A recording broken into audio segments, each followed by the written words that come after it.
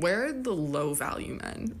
Like, what are all the low value men up to during these trying times? Because the high value men, I know they're around. They won't shut the fuck up.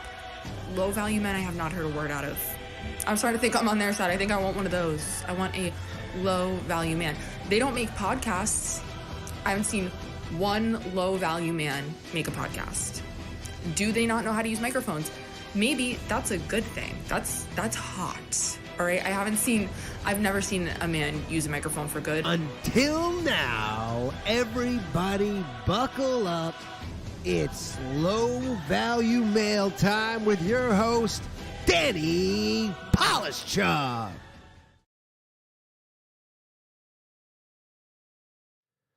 Oh, what's happening, my low value males and my low value females as well? All of you. Welcome back to an all new episode of Low Value Mail with your host, me. It's always me. One day it might not be me, but it's currently me. It's currently me. This is episode 87 of Low Value Mail. Can you believe we've made it 87 episodes? I might skip episode 88 just to fuck with some people. No, don't worry. We got a great episode tonight, though. We got a banger. I've been super pumped about this for a while. And we have with us tonight Ioan Grillo.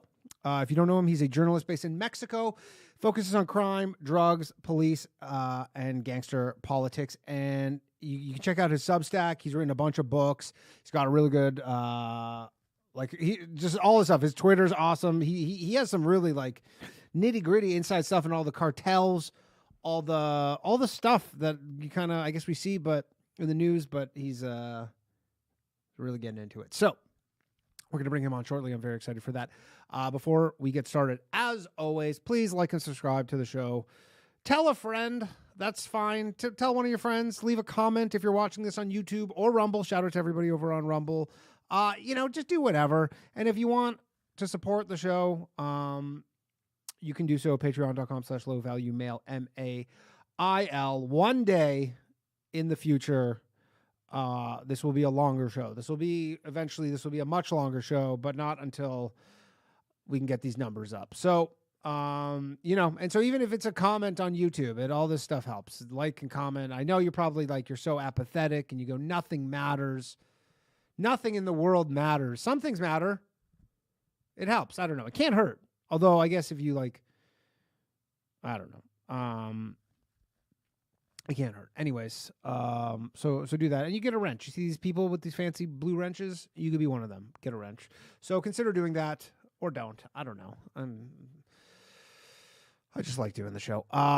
Also, there's YouTube memberships are back. I know for sure this channel is going to one day get demonetized and I'm going to lose them again, but you get these kind of weird emojis. And if you want to support the show, but you want to do so through YouTube, and I'm actually going to give away a membership or maybe two tonight to see if I can get that going again. But it's almost a guarantee they're going to do. The way things have been going for me lately, not looking good. So they're probably going to take that away from me anyways, and probably this channel at some point, to be perfectly candid. But until then, if you said how, there's a little thing that says you got to turn on memberships. I don't know. That you got to figure out yourself. I can't do it all. And new episode of The Bathhouse tomorrow night. Currently, I have Lev Fur, Karen Fian, maybe some other special guests dropping through. Karen promised to eat 4 pizzas this time, so she did not say that. I'm putting words in her mouth. Langston Industries says they hate Danny because he's Jewish. I'm telling you, I exist solely to just refute all the Jews have some sort of advantage in media because they just keep kicking me off everywhere. So, although I don't want to jinx it, but maybe I'll get my Instagram back. But I still don't even have an Instagram account. Can you believe it? Can you fucking believe it? All right, enough dicking around. Without further ado, let us bring on Ioan Grillo. Hold on. Almost. And hold on. There we go. Hey, Ioan, can you hear me? I can hear you fine. Yeah. Oh, fantastic. Welcome to the show. I'm very excited for this one. I've been following your Twitter for, I don't know, for some time now. And you are a wild, you live a pretty, I don't know if your life is actually that wild, but you definitely put yourself as a, obviously, and you're like a real journalist. You're not like TV journalists. Well, yeah. I mean, there is some wild, surreal stuff that I've seen, and sometimes it does seem like a movie. But like a lot of stuff, it can switch on and off. You know, like sometimes you have regular days and regular parts of stuff. Right. Just kind Going of to kind of crazy narco world and other crazy worlds, and it is genuinely surreal and nuts and so. just getting madder. Yeah, it's, You it's know, crazy. It's crazy. And I mean, obviously, like, I live in New York, but obviously a lot of people in America, a lot of the drugs in this country that come in from the southern border, everybody knows, there's been countless movies, Hollywood movies done about like, the TV show Narcos, all this stuff. So you're obviously from the UK. How did you wind up in Mexico? yeah. So I dicked around, to use the expression that you just had there. Dicked around for a bit when I was a bit younger. Finally got myself together and wanted to get into being a journalist around the turn of the millennium. And I kind of was in the idea of Latin America. I'd lived in Madrid, learned Spanish in Madrid. And back then I had a kind of idea. I'd seen the movie Salvador by Oliver Stone from the 1980s. You ever seen that movie? I have not, no. It has James Woods as a crazy photographer who's down covering the civil war in El Salvador in the 1980s. And I kind of saw that growing up, and I kind of wanted to be that guy, the kind of crazy James Woods character running around. And so I was kind of, thought maybe Latin America back then would be, groups of guerrillas fighting government dictatorships. And so I came to Mexico, one-way ticket in a backpack, year 2000, 23 years ago now. I've been here 23 years in Mexico. Arrived here with the idea of being here a couple of years. Got a job at an English language newspaper, which was an option back then to get into journalism, which doesn't exist really much anymore. And started writing stories, earning like $600 a month. Living in Mexico City, running around on the buses, microbuses, and just going out and getting stories and writing them for this English language paper, and it kind of went downhill from there. Okay, and were you always covering, like, is it just kind of natural that you just from covering the news there that you wind up covering this stuff, or were you specifically like, because they're like the narcos, they're powerful, right? Like they have militaries, like they're huge organizations. They're not like this small little thing, right? Yeah. So when I came out, I had more of an idea. I didn't really think about I want to cover gangsters. I want to cover cartels. I had more. I don't know. I had a dream of running around with a guerrilla group who was like in camos fighting the government. So I kind of like the idea of adventurous journalism, but not particularly the drug cartels. I arrived here. I realized that era of like the 20th century, kind of left-right Che Guevara war had finished, and this new narco war, a weird little thing that strikes me. The most famous figure in Latin America, perhaps in the 20th century, was Che Guevara. Yeah. CHE, then Guevara. The most famous in the 21st century could well be Chapo Guzman. Right. Again, CHGU. I mean, maybe these little coincidences. Yeah. Oh, sure. But it's funny how names can grab attention and this kind of stuff can become very, very popular. But I kind of realized in this turn of the millennium that this old kind of wars had finished, these new things were happening, and really it was a new kind of war starting. Now, initially when I was at this newspaper, I actually did start right away on the crime beat. Now, one reason was I grew up in England near a city called Brighton, 1980s, early 1990s, with a lot of drugs around. A lot of, I knew 4 young men, or teenagers or young men who died of heroin overdoses back then. Okay. A lot of different kind of drugs growing up. So when I came here and I suddenly saw this kind of big drug trafficking stuff around me, I became very interested, and this kind of link between drug consumption, drug use, drug culture, and drug trafficking and drug production. And then early on, I started hooking up, phoning up like this big kind of old narco journalist in Mexico who'd survived being shot 4 times, and was kind of already really on the case, and started communicating and became fascinated. It seemed like a riddle, his story to solve. Like, who are these guys? Who are these narcos? Yeah. How come nobody ever sees them? Now, then in the time that I started doing, I then got a job for the Houston Chronicle in Houston, Texas, as a super stringer. It was called back then, where I sent them stories and started getting some decent money then, and was basically working full time for them, but not with health benefits and that kind of thing. Yeah. Okay. And, From Mexico though. From Mexico, yeah. And they would, they would say that they would describe their reader as being Bubba, the typical Texan was Bubba. So Bubba doesn't like that. Oh, Bubba likes that. And they were kind of really interested. And then while I was working with them, this turf war broke out on the border with Texas, in the city of Nuevo Laredo, over from Laredo, Texas. Gotcha.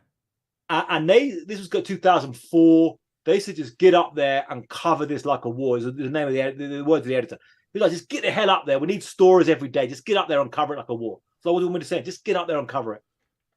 And I went up there, and back then it was no security protocol. Just get up there, fly to Monterrey, rent a car, just drive in the city, just give us some stories, whatever you can find. So I was like, okay, how do I try and do this? So I started going to like drug rehab centers. I know a lot of drug addicts growing up. I could talk to drug addicts here, and they could tell me. That's just like kind of how you start to be like, how do you can just point me in the direction of these like narcos? Yeah. Just... And then started going like, I'll be going and walking into police stations and kind of doorstepping police detectives there in Mexico. Now I'm looking back, I really understand more what they were doing. I was this kind of young kid going there, stick a microphone in your face. Yeah, tell me what's going on here. And I started getting some stories then. Now, what was actually happening right there on that border, and the violence there suddenly escalated, and that was actually historic change in violence in Mexico. So then it went from the old gangbangers who would used to like fight back in the 1990s. They used to actually bring in American gang members into Mexico with tattoos and shaved heads and fight with pistols. Each other. They used to bring them into Mexico to carry out hits. These are like, they're tough guys. They grew up in LA, grew up in San Diego. They're tough. And then in the bad area called Logan Heights. But then what happened in the 2000s, what I was covering this cartel said, okay, look, fuck those guys. Let's get in guys from the Mexican army to work for us. So they recruited a bunch of guys from the Mexican military, special forces, who've been trained by the United States in anti-insurgency tactics, and brought them in. And these guys were like, okay, no pistols. It's going to be AK-47s, AR-15s, bulletproof jackets, radios, metal helmets, and we're just going to wipe out. Basically. Wipe out, yeah. So when I was there covering this, like, I didn't really, I was covering a historic moment, but you don't know it's historic at the time. There was these gangbangers coming, and these guys just like wipe them out and then pile up their bodies and leave a note saying, "Mándanos más pendejos como esto," which is like, send us more idiots like this. To use a polite translation, and we'll kill them. And then it escalated because then the other cartels goes, "Oh right, if those guys have got military guys, then we'll get them." So then I got to the year. What was the first organization to get the military guys? So it was the Gulf Cartel. They called it the Gulf Cartel, under a guy called Osiel Cardenas. Okay. Based out of Matamoros, and then they were called the Zetas. Yeah, was the I think name I've heard of them. the Zetas was the name of this group of like military guys, paramilitary guys. Oh, okay. And did that give them like a huge kind of advantage to be the first to do that? Yeah, exactly. Initially, and I mean since then, it's interesting. I've got like 23 years of this, and this is like the beginning, and I can talk about 23 years of an escalating, changing, armed conflict basically in Mexico. Since then, now I've talked to people who in the narcos were running things then, people who were the Zetas, and people who were like on both sides. They described themselves, the Zetas, when they first came in, as being like, we're rebels going up against these established bigger cartels, and we're these kind of young rebels who are fighting the big cartels, but we're going to hit them with more violence. But what's exactly the rebellious element? Because they're still just trying to make money selling drugs, right? Yeah, I mean, I know it's kind of this guy. This is the good quote this guy said. We saw ourselves as being like revolutionaries, saying revolutionaries against the more powerful cartel.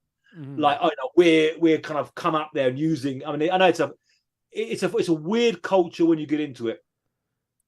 There's a museum in Mexico City that the army have, with all these captured stuff they get from narcos. And some of the things, they have these guns with these different gold, like, bathed in gold and diamonds and stuff.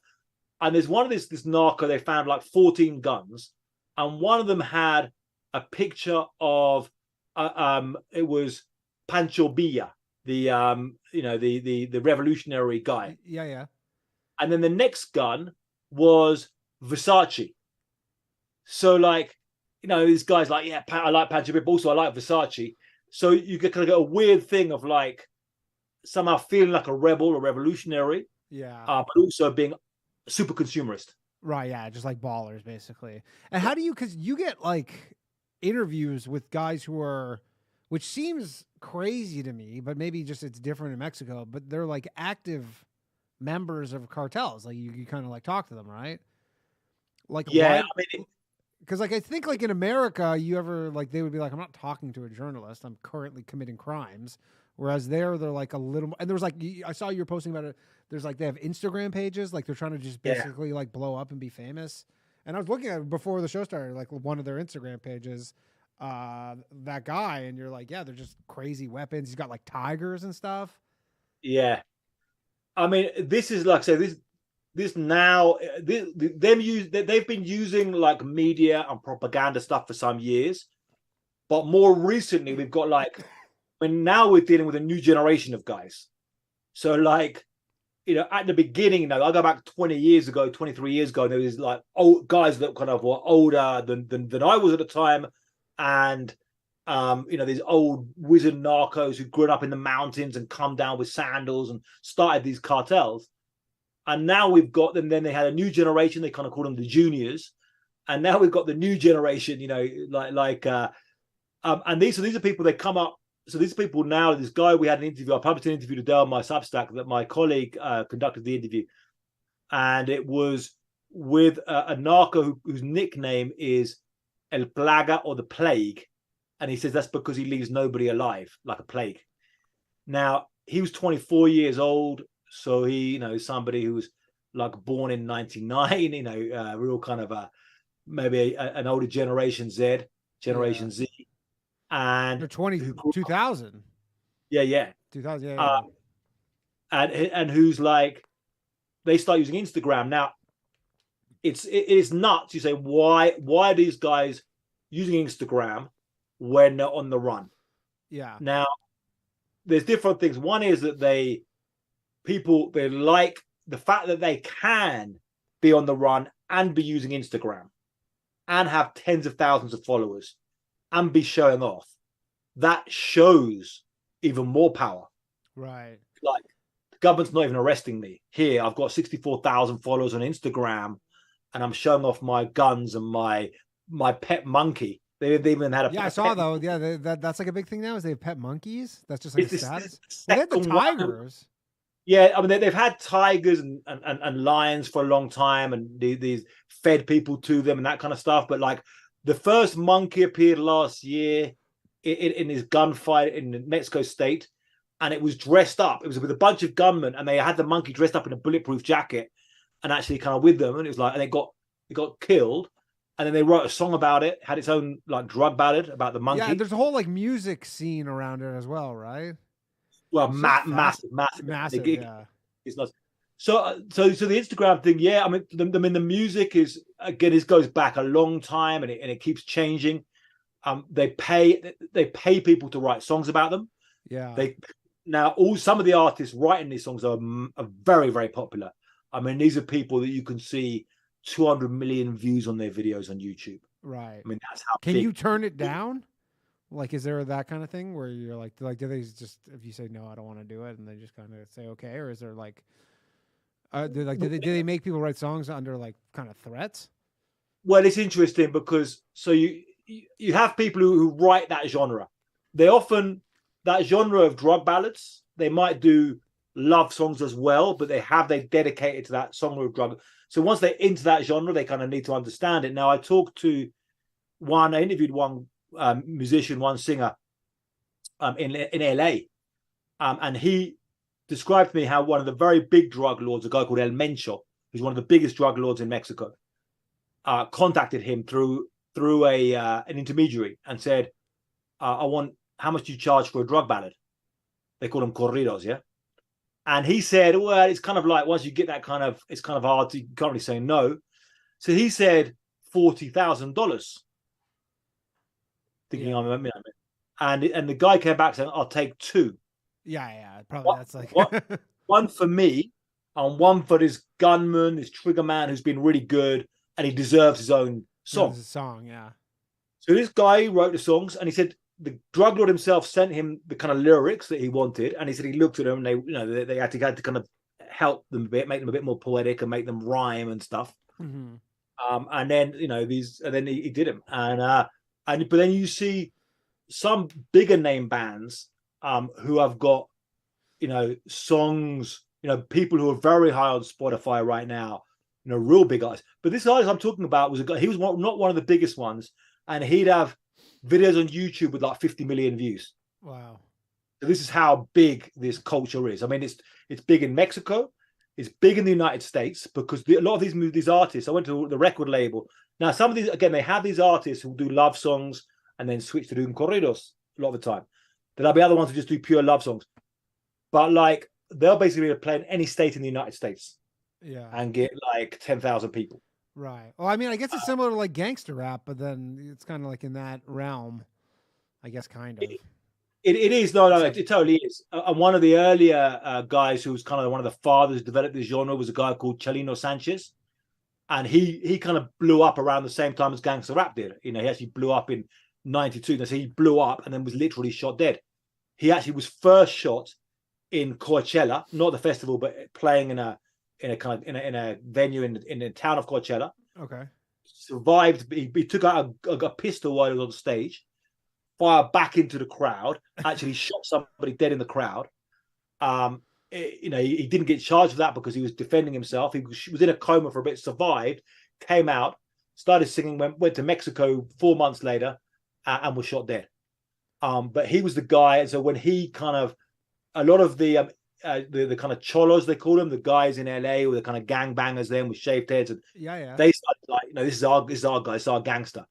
And if you look now in LA, a lot of the young people are wearing all this same kind of Mexican style, kind of cowboy, mixed kind of cowboy stuff. Yeah. That's like popular from that. Was there ever? I remember seeing this like super briefly on some TV show. I'm sure you know a lot, but like this big like mariachi component where like there was all these like mariachi bands getting basically like killed because they would get like rented by these like narcos for parties, and then there'd be like a turf war over mariachi bands. Am I remembering this correctly? Right, yeah. So like basically, like when I first came to Mexico, I'd look at these musicians, they'd all look like mariachis to me, right? Be like, oh, they're all mariachis, they're all guys in mariachi is more of a particular style. Yeah. Mariachi, they'll play. The mariachis will play more the kind of traditional, certain traditional kind of songs. And they have those like giant, like acoustic guitars. Yeah. So there's guys that to the untrained eye might look like mariachis, but they're kind of more of like, they're more norteño musicians from the north parts of Mexico. Okay. They play, but they're playing these they play these a kind of type of guitar called a bajo sexto, which is the type of guitar.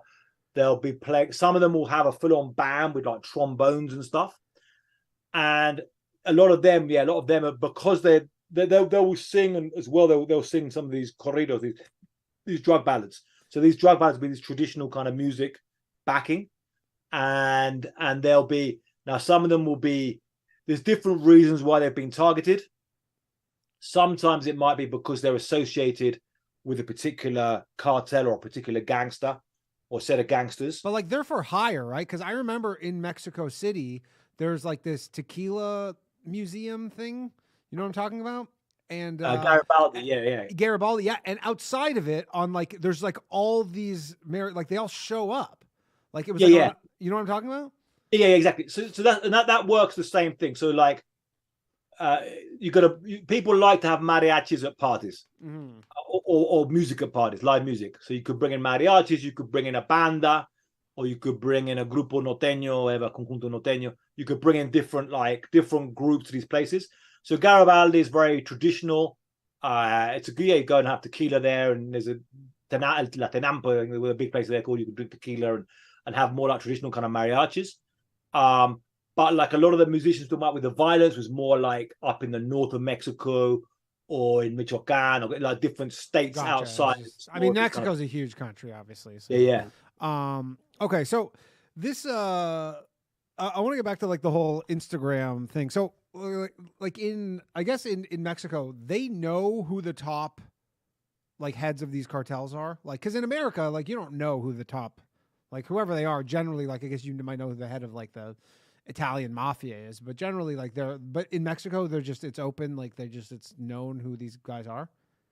Well, it used to be more clearly open. So you go back a decade and it used to be like I could name, right across, okay, the Juarez cartel is Vicente Carrillo Fuentes. Yeah. I mean, El Chapo, everybody knows. Yeah, Gulf cartel is Tony Tormenta and Sinaloa cartel is El Chapo. And used to have these very, very clear, very public figures. Now, a lot of them then have been killed or imprisoned, extradited to the US or whatever. They've kind of been taken out. So nowadays, you don't know in a lot of these time who's really head of these cartels or if there even is one. So right now, for example, a lot of the big cities, Ciudad Juarez, very, very big city over the border from El Paso. You don't really know who the head of that is right now. There's some names that just get thrown out. You don't really know. And now the problem is when you don't have these clear leaders, because now maybe to stand up, there are still some very big leaders like this guy El Mencho I mentioned, the sons of El Chapo, Los Chapitos. And that El Mencho, he's young, right? No, El Mencho's not young. He's like an old guy. Oh, okay. Like I'm thinking of some. There's a guy called El Mayo who's still very powerful. He's 75 years old. Been like trafficking for over half a century. And how do they avoid? Like is it just strictly just corruption? Like how do they avoid? Well, yeah. I mean, there's talk about. There's the rumors about him. I mean, there's this guy El Mayo has been trafficking for over 50 years. And hasn't spent a day in prison. That's crazy. Normally, like they all, at some point have some sort of run-in where you go. Even if it's like brief. So the rumors people say with this guy Mayo is he has a deal with the CIA. Now, I can get. We're going to get to that shortly because I've really get into the CIA thing because a whole bunch of stuff there. But like either way, he's made deals and he's managed to stay out of prison. And that's the rumor in Mexico is that he has a deal with the CIA. Yeah, there are a lot of people who say, "Oh, now there is." You say you can go into certain links that you can find. Right. The whole CIA. Yeah, and so obviously, we had a question from David in the chat about fentanyl, basically, because that's obviously a big issue. I think what I saw you say is that they obviously manufacture and import fentanyl. The cartels, is that their new thing? Is that above cocaine? Yeah. So basically, there's been a shift, a revolution in the drug thing in the last few years from the plant-based drugs to synthetic drugs. So cocaine to crystal meth. Yeah. And heroin to fentanyl. And that's purely just profit motives, nothing else? It's profit-driven. And, there's... Because you start putting pressure on like, you're having, so making heroin, you have guys in the mountains growing the opium, and then the military can go in there, can spray the opium or can go and rip up the fields. Then also you have to wait for harvests and stuff, and then you come down there, make that into a paste, and you come down, and you make it into heroin. A huge process versus. But then with fentanyl, stuff coming out of a lab, it's like very, very cheap to make. So I would say driven by profit. Now, I mean, is there some ulterior thing happening? Because fentanyl is so destructive. I mean, one thing that you get the kind of crazy hard line, maybe get some hard people say, it's all a big plot by China and the cartels to kill us. But then you look into this, you go, well, I mean, this stuff is it's pretty dangerous. And what are the Chinese doing about this? You start to investigate this and you find things that doesn't quite add up. So yeah. But so what are your personal? Because you probably have looked into this more than I guess. Well, so what you get now is for a while the Chinese were the fentanyl was being made in China and just being taken into Mexico and then taken to the United States. Yeah. Under pressure from Trump, actually, they stopped China stopped making fentanyl, but then it makes the precursors. So it makes the precursors. They bring them into Mexico. They take them into the US. Now it just keeps on going up and up. The levels just keep on going up. Yeah. Uh, And is that like a Chinese mob, or like, you know, or like who in China is Chinese? It seems to be pharmaceutical companies, and I don't know enough, or I haven't got deep enough into China. Yeah. So I'm based here, but you do see things like, for example, there was a sting recently where the DEA set up a fake. We want to buy some ingredients. We want to make fentanyl, and this guy was like, great. It was actually, we did a great. Yeah, we can help you make the fentanyl if you like. Yeah, we've got loads of people in Mexico and making fentanyl, and it was like a legitimate, supposedly pharmaceutical company. And they said, okay, great, and they paid, sent the money by Bitcoin, and the drug, the precursor was sent in, and they grabbed it. Now they then went, so we want some more, and let's go for a meeting in Fiji. They went for the meeting in Fiji. The pharmaceutical executives came from China, met up in Fiji, and then there was a sting. After they left, they got arrested and flown to Hawaii and put in front of a judge in Hawaii. Now, this is a little bit rendition. Okay, go ahead. Yeah. Now, what's interesting is then the Chinese government came in quite aggressively saying, you can't arrest our citizens like that. What are you doing? Why are you doing that? This is a rendition. Right. Now, if again why would they bother making an effort to try and save these people that are this is killing a lot of Americans. So it is interesting, and I would think that a country as authoritarian as China could do more to try and stop this. So do those executives, like, they're just back to running their pharmaceutical company, and they go, well, we're just selling precursors to these drugs, like we're not manufacturing them essentially. So it's interesting because they can say, well, we just these drugs can be. What the problem as well, once you get to the global pharmaceutical industry, I mean, it's creating all of these medicines all the time, and really what these opioids have come off that. Fentanyl was created and patented and has come out of the pharmaceutical industry. Now, because you have that now, but they can sort of say, well, we're just selling medicine. But what the DA did in this sting was they deliberately made them say in their emails, oh, we want this to make fentanyl. Yeah. Oh, that's fine. Great. Yeah. And then they just do your thing or whatever. Is there a fentanyl issue in Mexico? Like in terms of the overdoses and all that stuff? There's not much, but there are some in certain places. There's some in Tijuana, in Mexicali, in some of those border places where you start to see people, some of them because they've gone to the US, in the US got into fentanyl, been deported and brought it back to Mexico. Now, in some places, and it's very interesting, the cartels will ban the sale of fentanyl locally because they don't want fentanyl being sold where their kids go to school or where their own hitmen are. They don't want to lose their hitmen to it. Now, but other places like Tijuana, they say, well, there's just too much of it on the streets now. We're going to sell it here. And there's a lot of overdoses. Crystal meth is becoming a big problem in Mexico, in various parts of Mexico. Really? And why is that? Just because it's just a cheaper drug? I think Mexico.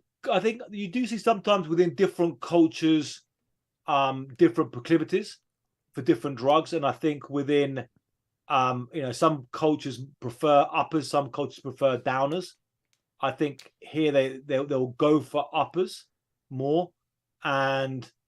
But is it like that much cheaper than coke? Because I guess cocaine is an upper of it.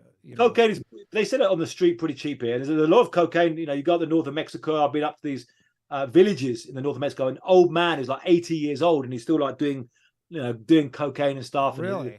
Yeah, it's kind of crazy. And he's like, he gets it from the local shop. It's like literally the local grocery shop. Like a pharmacy. They like bring out a drawer and have like this cocaine on offer. It's kind of crazy, bizarre stuff. Yeah. But it's not legal there, obviously. No, it's not. But there's a certain toleration of, but they don't really bother much going for, like, if they grab you with a couple of wraps, you might pay a bribe, but they're not. They're kind of because they got such a. They have like bigger fish to deal with, I guess. Okay. So yeah. So that's kind of interesting. I didn't. So you know what? I'm going to open the phone lines actually. If anybody has some questions for you, the phone lines are now open. 1-888-949-2969. Call in if you have questions for Ioan. So Is there a big issue, or like, did the cartels worry about what's going on with the southern border? Is that like, do they worry that that might kind of like, if it gets too bad, and not too bad, but like they're going to seal it up and that'll cause some issues for them, or do they not even care about what's going on the border because they have all their, like, they get their drugs in other ways?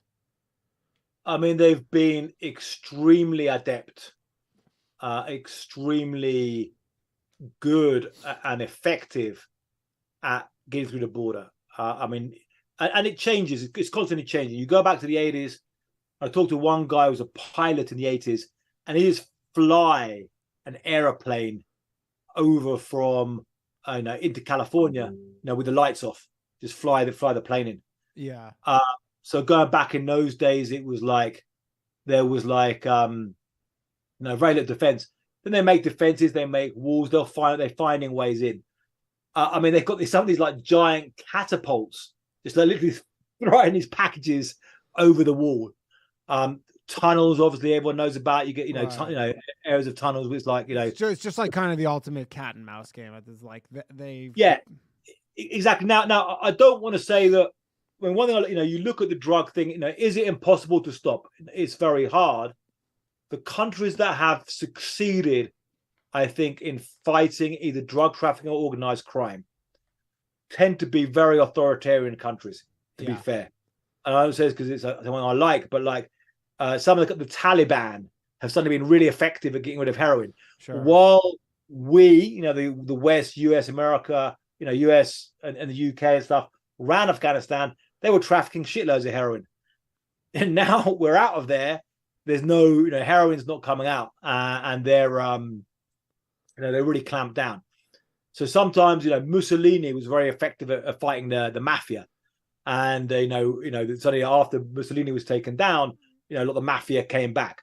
So often it's very authoritarian countries, right? And I don't know, like it's now, just like a trade-off that you kind of people don't make, I mean, right now in the US, but the thing is with the fentanyl deaths in the US right now, when you have in a 12-month period, they keep on going up.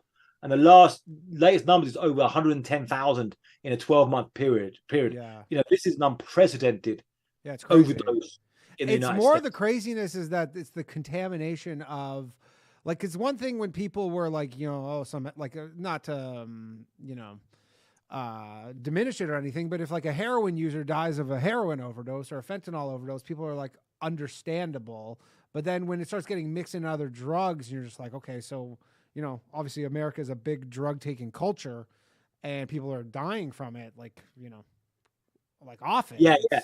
No, it's scary. I don't know if this is true. I heard a thing that someone was saying that they tested a tab of LSD, and LSD was contaminated with that's crazy. Like, those two things should never. Yeah.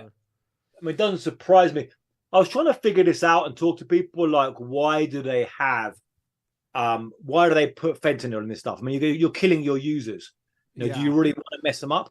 Well, but I think I have a friend who's she's a doctor in Vancouver, British Columbia, which is like their very liberal drug policy there. Like, they decriminalize all drugs there. And she basically is like, the heroin users use fentanyl and then they build up a tolerance to it. So it's like, if you're a fentanyl user, you're not going to overdose on fentanyl. There's, you create such a tolerance. It's the people who are, say, cocaine users, never used fentanyl before, and then they have zero tolerance for it.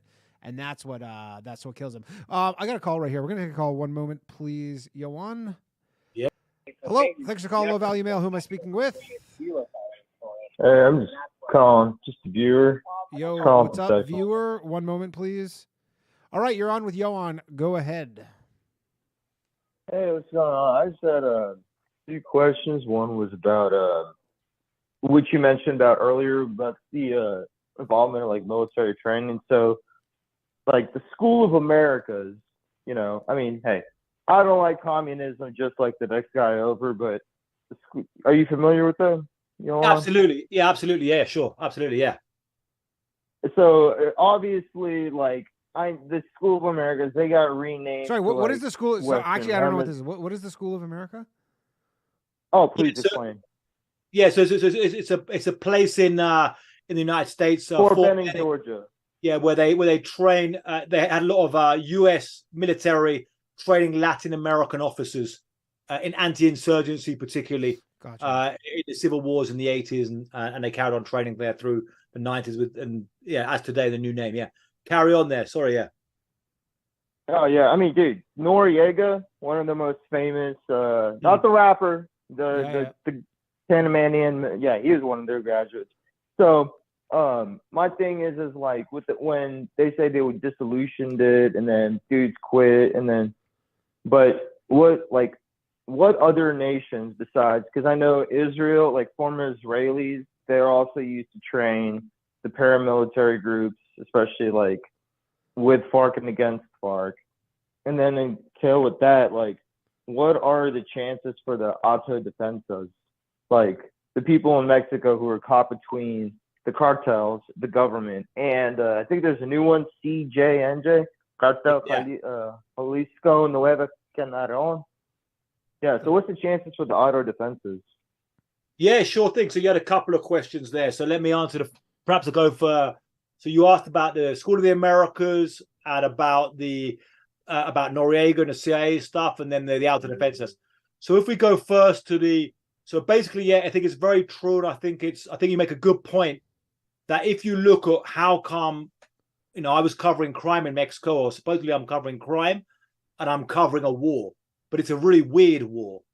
Sometimes these guys can put, there's been battles with like 2,000 federal police against 500 cartel gunmen, or there's been battles with, one of them with 700 to 800 cartel guys against 350 soldiers, and then the government ended up, backing off. So how come it's become a war? How could these guys get trained and armed and this kind of stuff?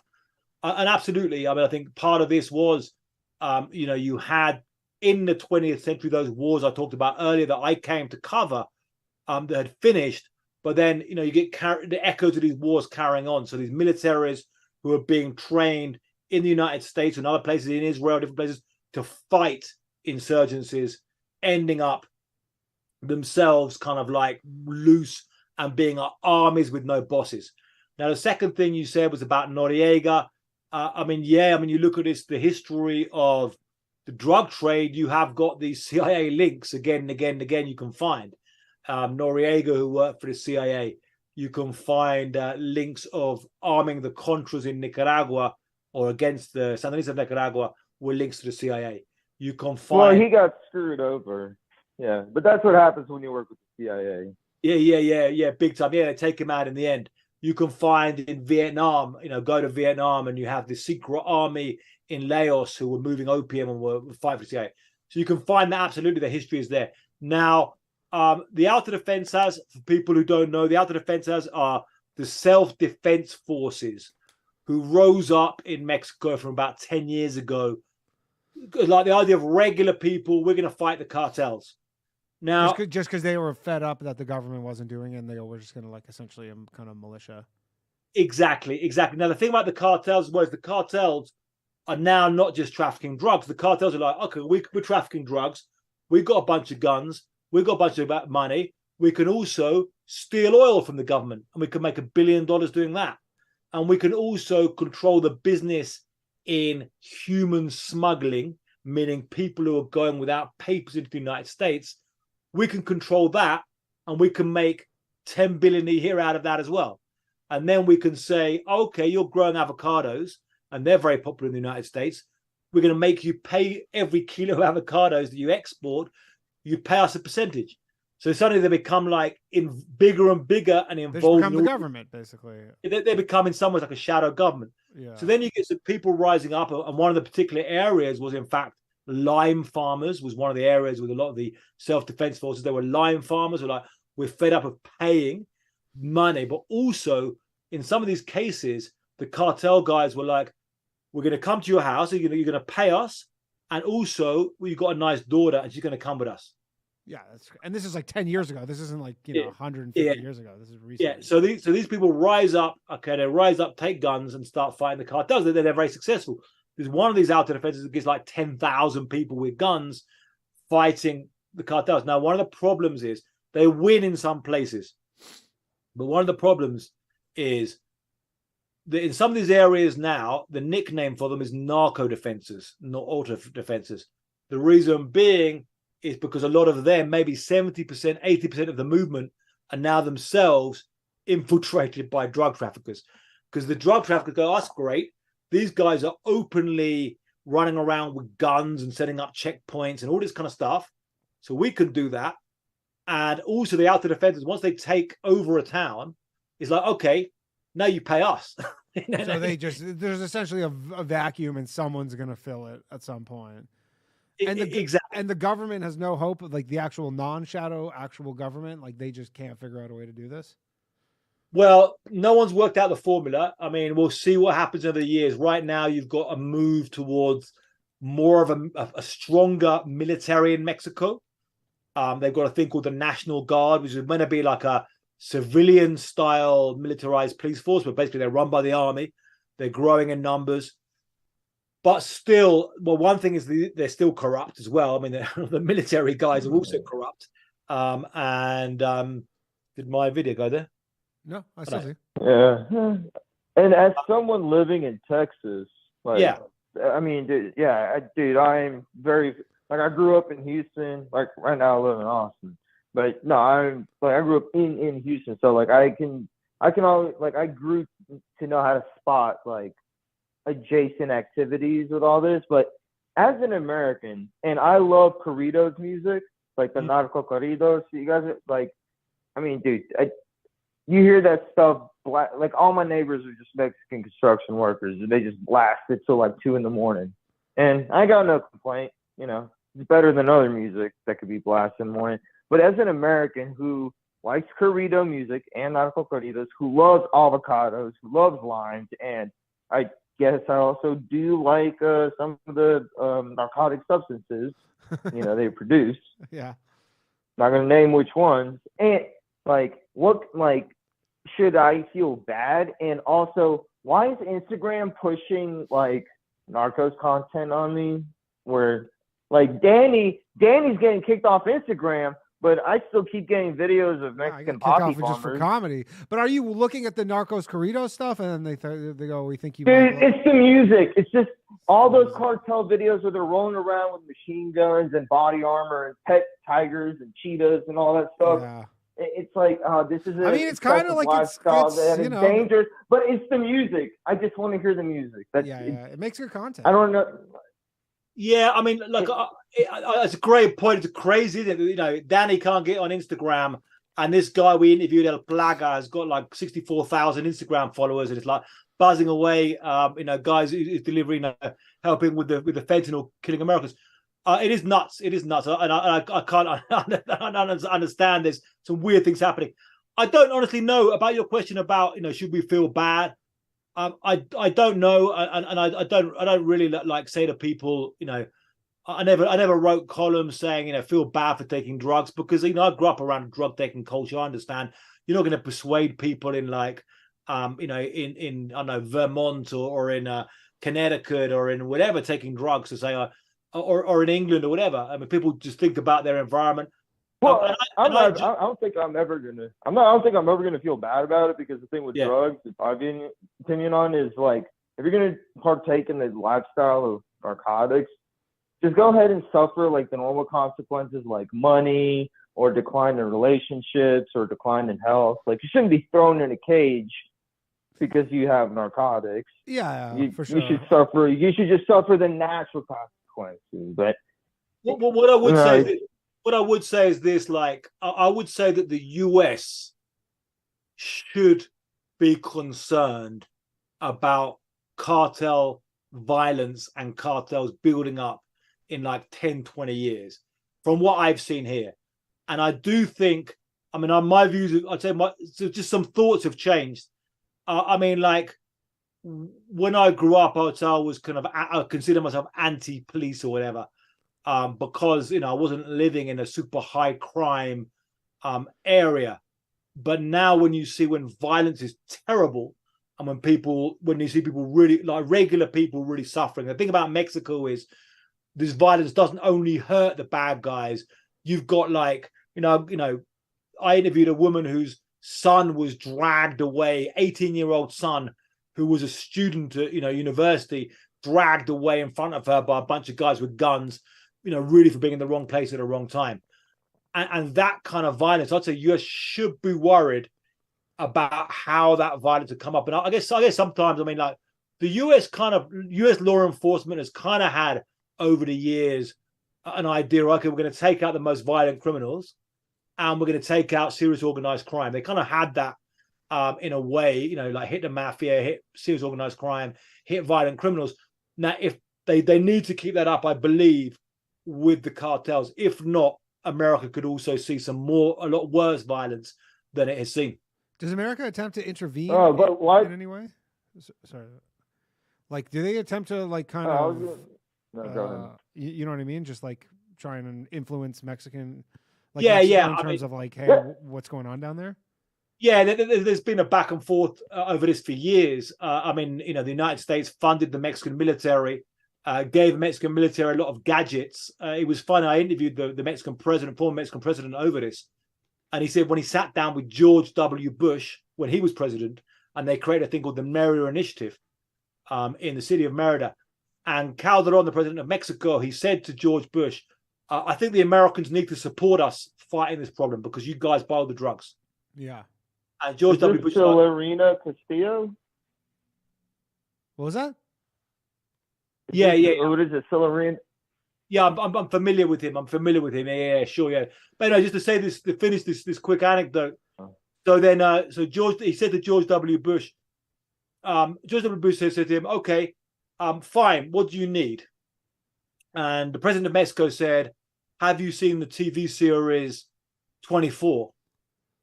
Bush said, yeah, I've seen that. And he said, I want all of the gadgets in that series.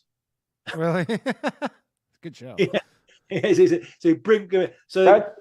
Yeah. Sorry. Operation Fast and Furious was, it wasn't that, but that's just like. And is it super easy to get for like the narcos and stuff? Because where do they get all their weapons from? Yeah. Are they just smuggling them down from the U.S.? Yeah, so the caller just, sorry, what's your name? To the caller? We've never got his name. He calls in from time to time. We don't know. We just call him the unknown one. Tex, yeah. Tex. So Tex, Tex brought up Fast and Furious. And Fast and Furious was an operation where the ATF, the Bureau of Alcohol, Tobacco, Firearms and Explosives, were following gun traffickers, bringing guns from Phoenix, Arizona, down to Mexico. Now, they were actually watching them, and they watched like 2,000 firearms be taken down and didn't do anything. And so it became like a big kind of idea. Now, were they deliberately arming the cartels? I actually looked at the investigation quite hard. I interviewed confidential informants, and various people involved in this. And I do believe it was a massive screw up rather than actually deliberate attempt. But basically, the firearms is a large amount of coming from the United States. Yeah. The thing is, they have people in the United States. They go and buy with like straw buyers, where they pay somebody with a clean record to go and buy guns, or they go and buy from private sales or find scams, and they move guns down here. Now, there's some other sources of weapons because they also have RPG-7s and big weapons, like real military stuff, right? Yeah. But there are still what is it? I think the number is like 2,700 something Stinger missiles, like Stinger firing anti-aircraft missile systems, unaccounted for since the 80s in between the borders of Mexico and Colombia. Like those are like 200. Those are like 2,000 passenger airliners that could be just shot down and be used as like hostage negotiations. They do get a lot of stuff overseas because in the videos I could tell by the markings and stuff. It's like, bro, these are not like these. Some of these weapons are made in the U.S., but some of these are like real. Like I can tell they're foreign made, like Turkish ARs, Turkish shotguns, and all that stuff. Yeah, there's clearly just someone in the government's letting all these ships go into port. Yeah. All right, thanks all. I looked at some of these though, and there was like I went on to the dark web, which is a pretty horrible, scary place. But like I know there was Mexican government investigators who were looking on the dark web about these weapon sales, and they found some of these on these dark websites where they're selling some of these weapon systems in the United States, but ones that shouldn't, like basically like a rocket, rockets and this kind of stuff that they're using. Yeah, great. Yeah, all that wild stuff. Yeah. So I'm curious, do you because obviously there's you're not considered in the mainstream like Mexican press. Do they cover it much differently, this stuff? Like, is there a big difference between, because there must be a lot of, now with just the way journalism's changed, that there must be a lot of just independent journalists obviously covering this, and like, do they cover it a similar way, or is it? Yes, it's interesting. So the narco journalist beat, I guess, I worked most of my career, I just worked in regular mainstream American media, and I had full-time jobs, couple of full-time jobs at like newspapers and stuff, but also just worked as a freelancer. But I had more than 50 pieces in the New York Times, 2 Time magazine covers, and 150 bylines and Time magazine stuff. Now I do more independent reporting because I kind of tired of the things have changed and stuff. Yeah, and I like changed obviously a lot, but obviously like because the mainstream press must exist. I don't know if they have a similar issue in Mexico that they do, like in so Mexican journalist environment's different. So within Mexico, you've got one like investigative news magazine called Proceso, and they cover the narco beat very hard over a lot of years, and they got some great reporters, so they've been hit very hard. Then you've got some regional magazines like weeklies, and some of them as well, they cover this stuff hard, and they've lost various reporters to the violence. They're very much on the front line. And then you've got like the more commercial Mexican TV like Televisa, which has lost a lot of power now, but used to be very, very powerful. They'll still cover some stuff, not quite as intensely, but they'll still cover some stuff. Sometimes the news in Mexico gets just depressing to watch because there's simply so much violence. Yeah. It's just like death. And it's like, damn, I want to go and watch, go and watch Friends. Right. You just don't really want to. Yeah, I always like kind of wondered that, just how that works. So the cartels, like, because especially with the journalism stuff, because obviously they want to be covered though, right? So like they want to be famous. So, but then they'll kill you if you cover them. What, just too unfavorably, or like? I would say they have a complicated relationship with the press. I mean, that like there's been more than 150 journalists killed in Mexico in the last 20 years. They're killed for a variety of reasons. Often it's by cartels. Sometimes it's not by cartels. Sometimes it can be by other people. Yeah. Sometimes it can be like by politicians who work with the cartels, or like different things. Now, the cartels, when you had a lot of them traditional newspapers in these towns, they'd be like saying to the newspapers, "Oka, we want this covered. We want this thing covered because we want to show us looking strong. So we want this massacre covered because the other guy's dying. So if you don't cover it, you've got problems." But then there'd be a big shootout. They'd be like, "No, you don't cover that. We don't want you covering that shootout because we don't want you bringing attention to this town right now. It's going to bring the military in." Right. And now I went to film a TV series in a town on the border, and we went up there, and we got up there and film. And while we're up there, there was a message that came through to the local journalist, who then called us and said, "Tell the TV crew just to get out of town. They shouldn't be here." From the cartel. Yeah. So we said to the cartel, we said to the journalist, "Call the cartel. You'll contact the cartel. Tell them to come to the hotel, and we'll talk to them." So he called them, and we were sitting in this like shitty little hotel, and the guy drove in, see the AK-47 sticking out the back of the car, and a big guy comes out of the car, and he's like, "No, you guys can't be here." I'm like, "Oh, how you doing? Good to see you. We come with respect. We just want to just come and film this thing in the town, but we don't want to. We respect you guys." And the guy changed. He was like flipped. He was like, "Oh, look, okay, you guys can stay here. Yeah. Don't worry. Come back and we can talk about this." So you see how they run these towns. But then we went back there and tried to film with their permission, and it was a nightmare. The guy all the time, they were like, you can't film now. And then suddenly you got permission to film for like half. And a lot of the local journalists live under that kind of conditions with the cartels, basically on top of them, like telling them what they can print, what they can't print. So very, very hard conditions. Now, there are also Mexican national reporters who move around and do really, really good, brave stuff.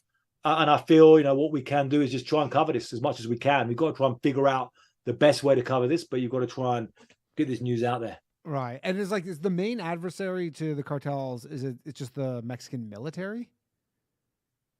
Like, is this like a military issue essentially?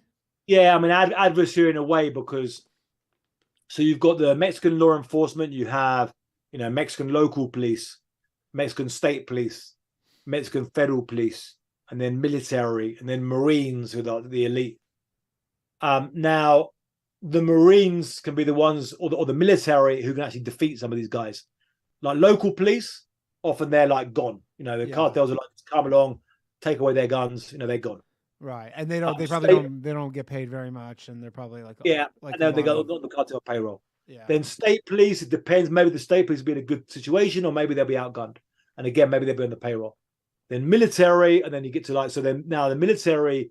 So when they took out, there's a bigger operation in January where they took out the son of El Chapo, called Ovidio Guzman, and they took him out, and they sent in 3,500 soldiers, took him out, and his gunmen fired at a passenger plane in the airport. There was like people in the passenger plane like ducking because they were firing at this. And they killed him, or they just arrested him?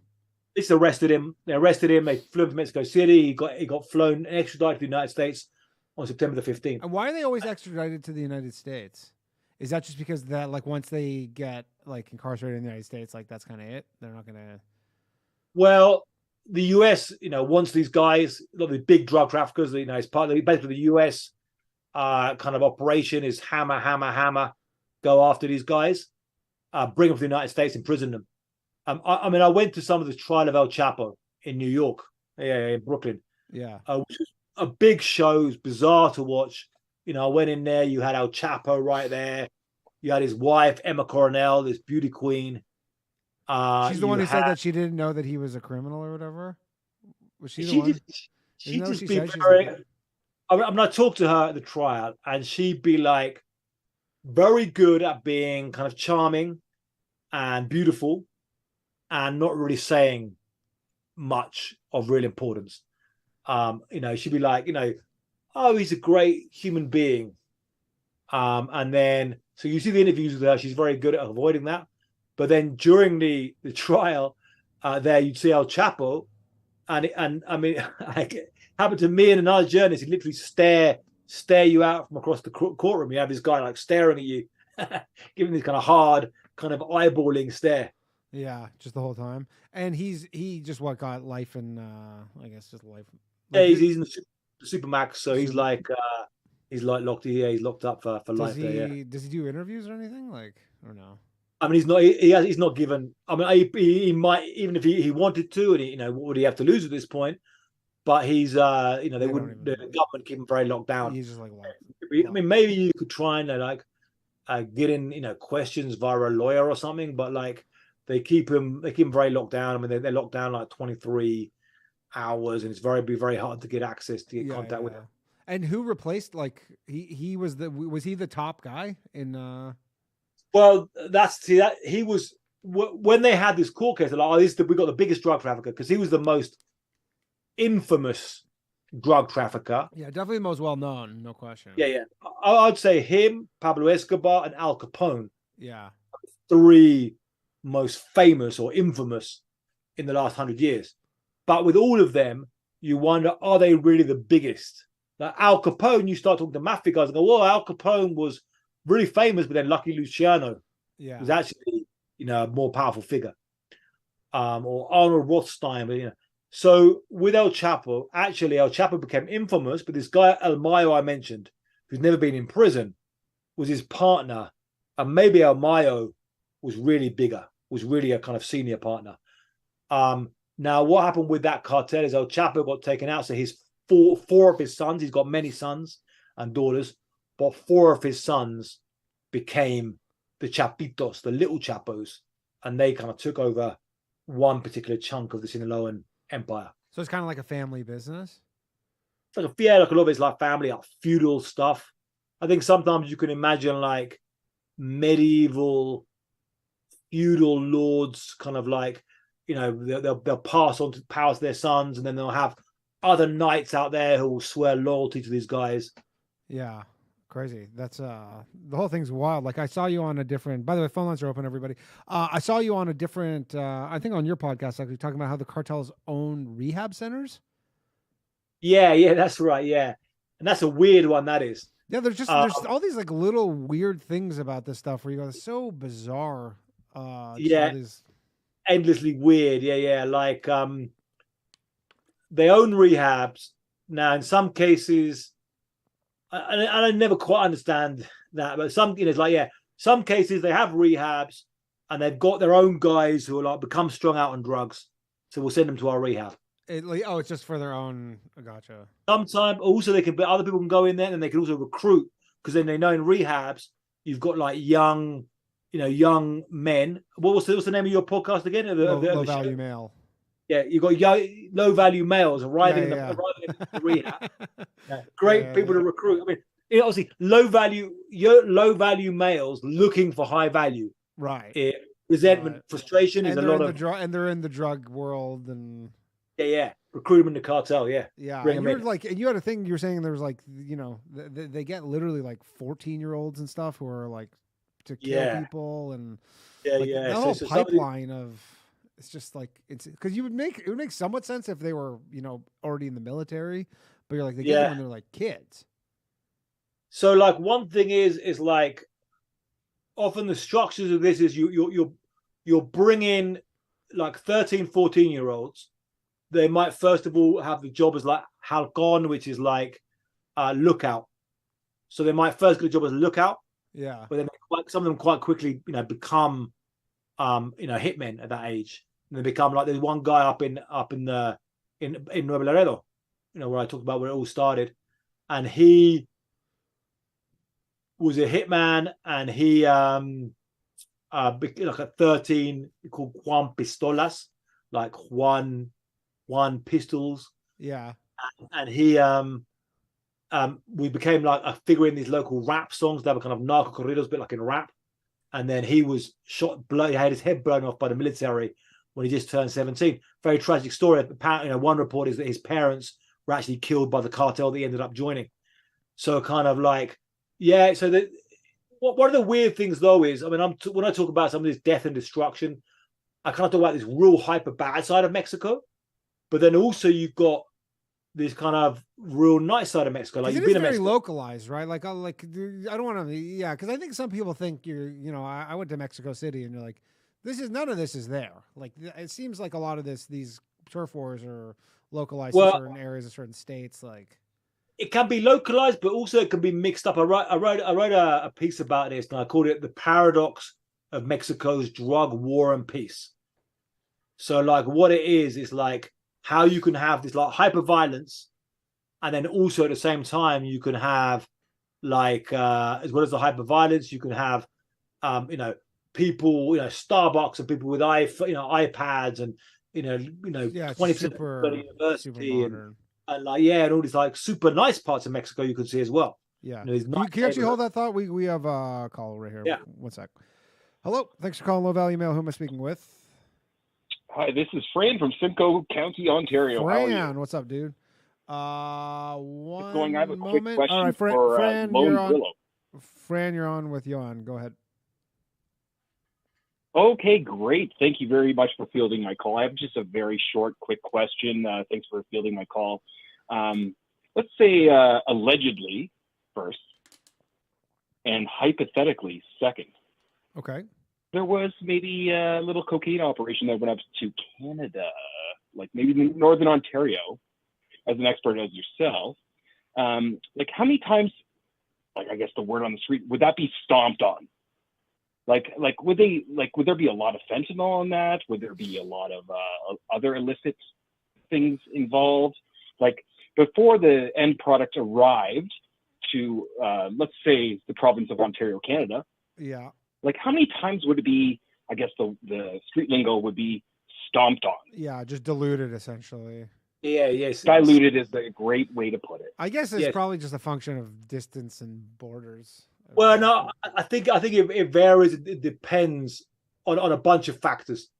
So like like you, for example, So from Mexico or wherever, South America to United States of America to Canada, how diluted is it? What, hypothetically and allegedly? Thank you. It depends a lot. Like you got the cocaine can move between all different kind of ways. So it depends. Sometimes you might, for example, have somebody and they end up with less links in the chain and with people who are they're stepping on it as well. I heard that stomping on it, stepping on it less, where they're like stepping on it and padding it out. So if you're lucky, and say if you're lucky and you get like maybe some of it goes to Chicago, so it might go up in trucks to Chicago and doesn't get stepped on, and then gets sold as like a clean. Okay, I'm gonna put you on back on track here. Here's the thing. Actually, I'll just refine my question because I think I didn't actually explain it well enough. So, like, what do you think the risk factors are for anyone who's like maybe considering doing cocaine in Canada? Like, I mean, now it's just like there's a risk everywhere just because. Yeah. Of the fentanyl So stuff. I would say most of that stuff gets mixed up at like the lower levels of the chain. So most of the time, often when they're selling at the higher levels of the cartel, they're selling these kind of clean kilo bricks, and then once it gets, because they're sealed, they're kind of sealed and they're so often the kilo bricks are pretty good, and then once it goes from kilo, once the kilo brick is broken up, then everyone just starts messing and cleaning this stuff up. It's probably how trustworthy is the person you're getting it from. So I would say nowadays, I mean. Nowadays, there's kind of a risk. Now, I'd say there's kind of a risk everywhere in North America now. Now, it's kind of means how high is the risk? It's hard to put a number on it, and obviously. Okay, so my last question, if I may. Yeah, go ahead. Yeah. Okay, great, thank you. So I appreciate it, and appreciate Low Value Mail. See you December 15th, Danny, at the Queen Elizabeth Theater, which is going to be a great show. Yeah. So yeah, can't wait. But anyways, I won't be doing cocaine there. But I'll tell you what, this has been a great Low Value Mail thing. Thank you for fielding my call, and I won't be doing cocaine there. So I don't have a question. All right, thanks, Fred. All right. Yeah, thanks. But it's hard to know. I mean, like people still take it. How high is that risk? It'd be kind of nice if there was like kits to test it. They do have testing kits now. It's becoming, because it's like people are literally just it's not who you would expect, I think. So it's kind of permeated into regular. Do people use, like, I always wonder, like in Mexico, because it's obviously more available. Like, is there more cocaine use in Mexico just because of the availability of it? In the whole country, there's less than the United States. That's crazy. I know. It's just different cultures in the whole country. Yeah. However, in certain areas, a lot of cocaine use. Yeah. Like you say, you go to some of these villages, especially nowadays. You go to these villages, and actually, there's these villages. We were filming up again in Sonora, and there was this like local. It was actually a political rally, but it turned into a party. And so it was like, for the political rally, they buy a bunch of the candidate buys a bunch of beer, and everyone gets drunk in the village, and then this SUV rolls up in the corner, and it's selling everybody cocaine. So it's like a political event. Yeah. And then everyone's getting, and it's like really heavily cut up, really, really heavily cut up. I mean, not necessarily poisonous, but just cut to shit. Yeah. Which you'd think would be not the case there. But all right, we got another call. Yeah, and it's funny because it's next to where there's like really clean bricks, but as soon as they open that packet and put it on the street, and then now sometimes some of these local dealers, I was finding. So you have a call coming. Oh yeah, I got a call. Oh, sorry, I missed it. No, go ahead. Go ahead. You go ahead. Get the call. No, I missed it. It's all good. Okay. Yeah, you can continue. Just go on. They'll call back. Okay. Yeah. The here it is. Sorry. Okay. Sorry. I don't have a good system for this. 1 sec. Hello. Thanks for calling Low Value Mail. Who am I speaking with? Yo, what's up? What's 1 up? second. All right, you're on with Ioan. Go ahead. What's up, guys? How's it going? Thanks for Very fielding good. the call. You guys were just talking about coke consumption in Mexico, and I just read it's actually the number one per capita of Coca-Cola consumption in the world. Yeah. And it's by like threefold. Yeah, Really? correct. Which is insane. I think because they don't have a lot of clean water. Is that But true? They do have the best Coca-Cola. They have the actual sugar in it.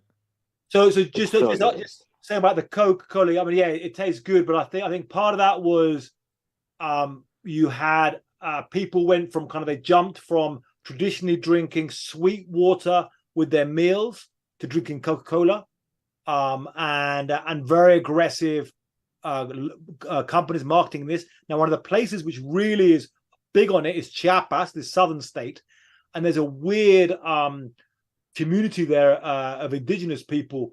It's called San Juan Chamula, and in the church there, they run the church. The local people who run the community, and in the church they actually drink loads of Coca-Cola in the church and then burp as part of their ceremony. Really?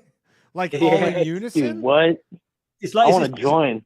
It's bizarre shit to watch, and like you say, it's actually a problem because then there's lack of water in the area, and then the Coke bottling plant is taking all the water.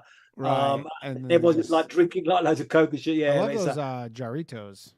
That's one of my. I like those. Jarritos, you fucking Canadian, Jesus. Jarritos. Sorry, Jarritos.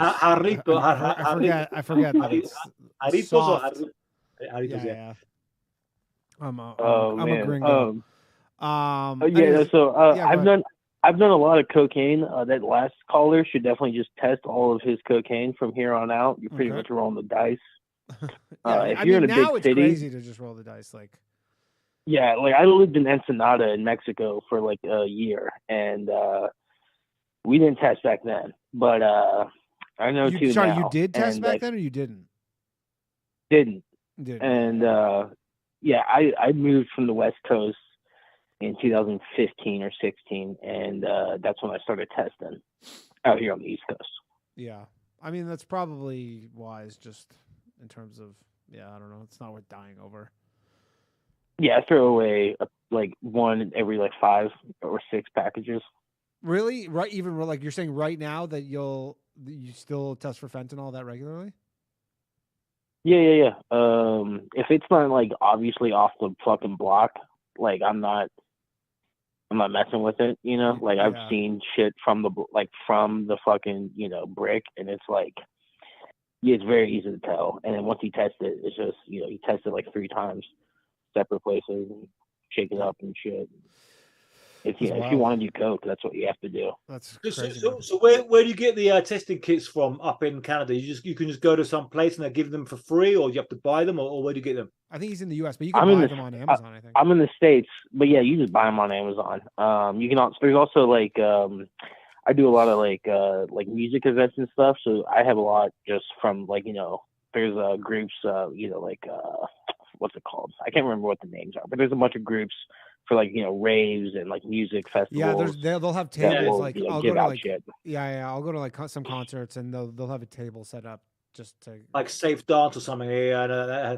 So and when you test it, how often are you finding you test positive for fentanyl specifically, or you just test it and it kind of gives you a breakdown of what's in it, how much, how pure the cocaine is? I'm testing with literal fentanyl strips.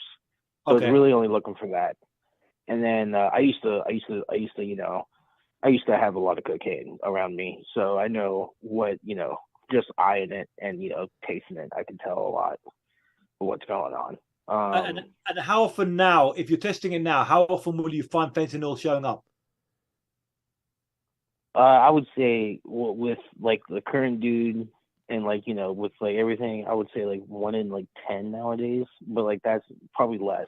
It's a lot. And do you go to the person you got it from and you're like, hey man, you're you might be killing people? Yeah, I let them know. Yeah, I let them know. And what do they generally say? Because there was in New York City, there was these 2 guys who were, because there's all these coke drug delivery services in New York City, because the whole thing is everything's just so easy or whatever to get, but these guys were knowingly selling fentanyl. I guess they figured out people were getting, and then they just kind of kept selling it, and you're it's just crazy to know people they were texting people being hey, just don't do a lot of this, it's really strong, and then it killed I don't know 8 people or something crazy. Yeah. So 1 in 10 is still, that's a pretty high amount. I mean, that's 1 in 10. I mean, like, you know, Yeah, no, that's very high. So, but yeah, I would say we're buying, like, people are buying though, like, you know, like, because I get my buddy, like, he'll tell me, like, hey, can't buy right now. I can't find anything clean. Because he'll just test it with the person he's buying from. Right. So, like, you know, I mean, he'll roll up to the, you know, and test the kilo, chopping off like 8 different pieces and test it like 8 times. That's what people are doing nowadays just to avoid it. Because when I first moved out here, there was like, I knew a lot of people pretty quickly, but like, you know, there was, you know, people started dropping like flies. It was bad, and no one wants that to happen. It's absolutely people nuts. Just trying to have fun. Yeah, it's nuts how it's happening, isn't it? It's like, I mean, like one guy told me, I mean, this is law enforcement, but his idea was they're doing it simply to pad it out. You know, they're making, you know, they get half a kilo and it becomes 3 kilos because you know, fentanyl is so potent. You mix it up and then they put some other shit in as well. Such a different drug, though. You're literally talking about a down. Yeah, well, it's fucked up people that are doing that. Like somewhere here by my house, and where like I live in a pretty big city, and some dude got caught with it was like 7 pounds of like heroin, but then like 20 pounds of fentanyl. Yeah, and it makes sense that you would mix it in with heroin to make heroin stronger because, like, I don't think a heroin addict, like if a heroin addict got a grain of fentanyl, they wouldn't die because they're already on opioids. Yeah, but I think people are just like, fuck it, dude, money. You know, they're just thirsty. Like I sold drugs in college, and like I was a bad person. You know what I'm saying? Like I was not a good person. Yeah. And you know, I regret that shit, but it's what it fucking is. Yeah. Another theory is that like when people are like they like mix up some fentanyl or cut up fentanyl and fuck around with that, and then they'll clean their thing off, and then they'll fuck around with some cocaine. Yeah. And a little bit of fentanyl. Yeah, it's just like a cross contamination from people who just like sell both. And then I remember when I was living in Toronto, there was some case, but it was literally like, I think they got it down to just whoever was selling drugs that's used the same scale. And so there was just some cross contamination. So it wasn't even intentional. It's just lazy, and it's just kind of ignorant of the fact that you're like, yeah, one of these things will kill people. But I mean, the other. It's like it could be one mistake at down in like the jungle of Colombia, and like the whole batch could be fucked. But they don't have fentanyl at that source. I can't imagine. I don't reckon. I mean, one thing now as well is a weird thing that's happened is that the price of cocaine has been going down because like the government in Colombia is not cracking down on it, so they can like now grow at all. You can get a brick. You can get a brick in San Diego right now for $11,000. I was like, people were paying 17, 18 grand 6 years ago. That's crazy. 7 years ago. Really? Super cheap. It's $11,000 for a brick. So like the price of cocaine is just going to go down because in Colombia, basically the president who came in, Gustavo Petro, was like, the war on drugs doesn't work. It's only hurting us in Colombia. We're not going to fuck around with poppers anymore, with coca leaves anymore. We're not going to fuck around with that. So there's been a massive boom in production there. They're also booming production in Ecuador, in Peru. So they're like, the European market is really booming and they're selling a lot there. But the US market, there's also all the Mexican cartels moving meth, and prices just come down. So let's say $11,000 in San Diego. That's crazy cheap. In San Diego. So cheap. Wow. Well, I think also the cartels got into weed, even though it's harder to like move and everything. They said, well, we can make good weed too, and just there's so many cartel. It seems like with weed though, weed stores in San Diego alone. Yeah. It's insane. For weed, Ioan, like, is it too bulky? Like, are they better just if they're going to be transporting like over the border? Well, weed used to be like, I think they're just growing. They're growing it in California. Yeah. The cartels are in California growing it. Yeah. So it used to be like you'd see like in a year like 3 million pounds of weed being like taken over seized. And everyone was walking over the border in backpacks. They'd have these backpacks. It'd be like 25 kilos or 2 of those 50 kilos. You get paid, but they walk them over, and they're just like bringing a river of weed coming across. And then when it legalized, and I wrote editorials about this saying legalize weed to try and hit the cartels. I thought at the time that would really kind of work to reduce their revenue. Like the caller said, they're now first, and then that's moot. They just shifted. They got fentanyl, crystal meth, heroin, cocaine. They don't need weed. They're onto other drugs.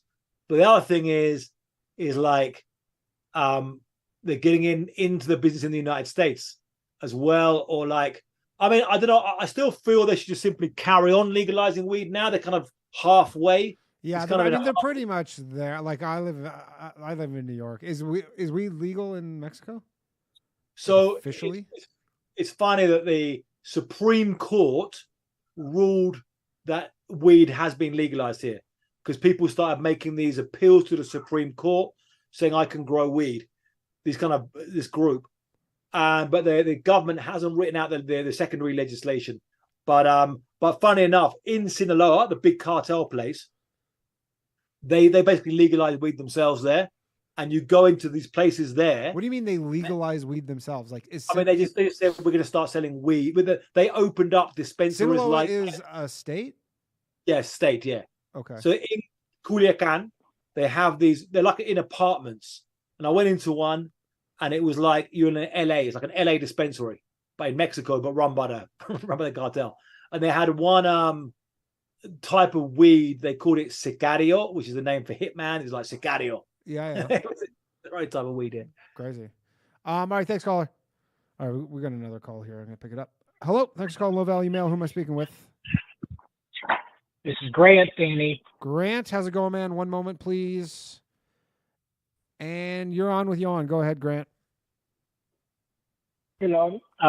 Very fascinating conversation. I'll admit that I don't know much about this, whole area of the cartels, but could you kind of, put together like a chronology of how integrated the cartels really became in the drug business?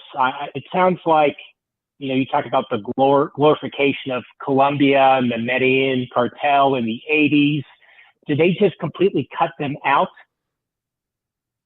Yeah, so basically the Colombians, as you say, the Colombians really kind of got into the business in the 70s, and then by the early 80s, the Colombians were like kings of this and were making this huge amounts of money.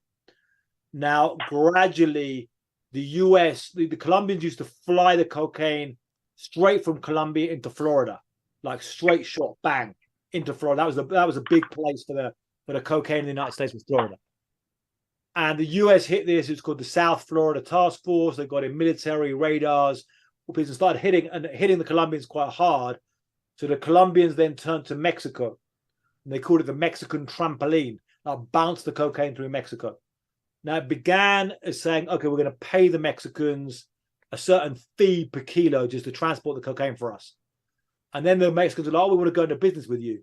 So for a time it was 50-50, meaning the Colombians would give like 100 kilos of cocaine to the Mexicans, and the Mexicans would take 50% for themselves and 50% give back to the Colombians. And then the Mexicans just gradually took over and started charging the Colombians. The Colombians got hit very hard by the US. So the Colombians cartels kind of moved and changed and became much more separated, still moving a bunch of cocaine, but kind of less, with a couple of exceptions, less kind of powerful drug lord public kind of figures. And the Mexicans became very powerful. But however, still in Colombia, there's still a lot of cocaine money there. And still there are some very powerful organizations, like one now called the Clan del Golfo, the Gulf Clan, which is really powerful there, and they control all kinds of stuff. And is Colombia still it's the largest manufacturer of cocaine in the world? Yeah, absolutely, yeah. Okay. Was it a different country? Like, well, like you Bolivia? had Bolivia for a time. At one time, Bolivia, you had like this thing called the cocaine coup, which was like where they like the government was like put in was like with this cocaine trafficker back in the early 80s, and they had like ex-Nazis there as well, like killing like death squads and stuff. Wow. Klaus Barbie, this kind of ex-Nazi, was like there, like training death squads for these people, kind of crazy stuff. Yeah, back in wasn't the, like the DEA, like you're saying, Colombia is like relaxed all the rules. Wasn't the DEA the ones who were like making them enforce it? Like, was that for a time that they were forcing to, like spray and everything? And yeah. So for a time as well, like in the late 20th century, particularly, the US said we're gonna really pressure countries to crack down on drugs. And they had even a system of certifying countries, saying, okay, you certified, you're hitting drugs hard enough, we're going to certify you. You can get aid money. If you're not, you can't get aid money, and we're going to pressure you and punish you. So the US used to do that. I would say the US has kind of abandoned that now. A lot of the kind of efforts against cocaine and stuff, people don't really care so much anymore. They care about fentanyl now. Yeah. So now it's like fentanyl is the big one now. So it's pressuring China or pressuring Mexico and fentanyl. It seems like there's no pressure on China though, like other than you hear like some talk, but yeah, I mean, like, yeah, and so you get to kind of level of the White House, and I mean, like, I talked to some of these guys in like these squads of like DHS special squads who are kind of looking into this and looking at what's happening in China and stuff. But yeah, they're not really hitting them hard enough. Or the Chinese say, well, we made this stuff illegal, but as we talked about earlier, there's still some suspicious activity. Right, like I guess in China they're saying this is illegal. What else do you want us to do? Like it's illegal here, and like you can't do it, and people are kind of, you got to, I guess, defend your borders at that point. All right, anything else? Yeah, I just wanted to add to that. I know that I have a lot of Colombian friends, and they actually family members are kidnapped by FARC, which I think they were funneling. They're kind of the paramilitary in Colombia that was maybe backed by the Colombian cartel. And so they actually liked Uribe because he was, I think in concert with the U.S. government, really cracking down, at least in instances, on corruption and trying to take down that paramilitary force. But maybe last question for me, how is it being distributed and transported from, say, Colombia? That's still kind of the main manufacturing base. Is it just, I know we have an open border and people are just crossing, on foot, but how is it getting from Colombia to Mexico and then I guess across the border? Yeah, sure thing. Yeah. So yeah, just what you said before. Yeah. So you had in Colombia a left-wing guerrilla group, the FARC, who also got really involved in cocaine, and then the right-wing paramilitaries connected to Uribe called the AUC, who also got into cocaine. So everyone was into it. Just that's where the money is. Like if you want to fund your thing, it's just left-wing, right-wing, just pure drug traffickers. They're all into it. So when it goes from Colombia these days, it goes different ways. For a time, Colombia were quite an effective military and kind of cracking down on air. So one thing they do is they take it into Venezuela. And the Venezuelan government, they're like really moving loads of cocaine. They're a bit of a narco regime in Venezuela, to be honest. Yeah. So there's a group of the military who, sorry, 1 second. Yeah, go ahead. And just if you're listening to this, you just have to step out for a moment. I'm not sure. I'm here. Oh, good. So you had, a group of generals called the Cartel de los Soles, the Cartel of the Sun. So they go to Venezuela and fly from Venezuela, sometimes bounce it through. Also, another way out is through Ecuador. Ecuador's a massive place for moving from Ecuador to Europe and to a bunch of places. Another thing is out of the port there. There's Buenaventura's a big port in the Pacific. Submarines coming straight out of there as well. And now, is this just, sorry to cut you off, but is this just the people who man the ports essentially are all just paid off? Like this is this higher than that? Like is this governments are allowing this to kind of their countries to be used as these kind of like thoroughfares, or? It can be. It depends. Sometimes it can be at top government levels. Sometimes you get president. I mean, right now the president of Honduras is being extradited to the United States and will face trial for drug trafficking. I didn't know that. The current president? He was. He was president from 2012 or 2014 to 2022, I think. Okay, and so these charges were while he was president? Yeah. This is Honduras. This is. Yeah, Honduras. Yeah, and I interviewed him when he first became president. I interviewed him. Any and inklings at the time? back then he was saying, yeah, you know, America, give us some money to help us fight drugs. And the guy's now like in prison accused of drug trafficking. But like, so the Honduran, so we know before you were saying, so like out of Colombia, submarines, boats bouncing through Central America. Sometimes you get high level presidents involved in this, sometimes below that, generals, cabinet ministers, police chiefs, and sometimes it can be the lower level corruption. There's a saying here in Mexico: if you have God, why do you need the angels? Meaning, if you've got the president on your payroll, you don't need anyone else. Yeah. But there's also, if you have, they can flip it around. So if you have the angels, why do you need God? If I've got the low level guy, I don't need the top guy. I've got the low level guys. But then you get both. But then even sometimes when you have countries that are trying quite hard to fight this, it's hard to fight. Yeah. It's hard to stop. I mean, people could just simply, it's not an easy thing to do. There's just drugs can go this way, that way, left. I mean, yeah, like that border, that Mexican-U.S. border, like the amount of stuff that's crossing there on a daily basis, it's physically impossible to check it all. And I'm sure they're like, they factor in, they go, we'll lose X and that's fine. Yeah, exactly. Yeah, well, yeah, it's interesting. So I talked to one cocaine guy who was flying cocaine into the United States and moving it around, and I said, how much do you lose? And he said they lost about 20%. So they kept the 80%. So all of the stuff that was busted, if you bust a ton, they get 4 tons through. Right. So, I mean, there's all those stories in Florida of people just like it washes up on the beach, like just like giant bales of cocaine will just literally just wash up and they get dumped or whatever.